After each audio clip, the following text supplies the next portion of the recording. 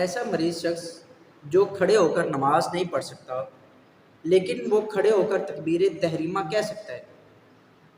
تو کیا اس شخص کے لیے کھڑے ہو کر تکبیر تحریمہ کہنی ضروری ہے، یا وہ تکبیر تحریمہ یعنی نماز میں جو پہلی تکبیر کہی جاتی ہے وہ بیٹھ کر کہہ سکتا ہے؟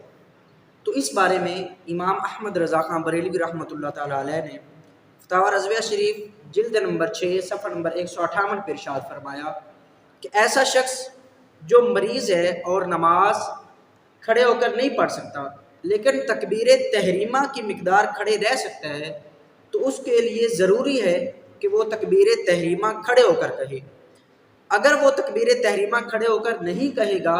تو اس کی نماز نہیں ہوگی۔ در مختار کے اندر یہ بات موجود ہے کہ اگر کوئی شخص قیام پر قادر ہے، چاہے وہ دیوار کے ساتھ سہارا لے کر یا عصا کے ساتھ سہارا لے کر ہی قادر ہے، تو جس قدر وہ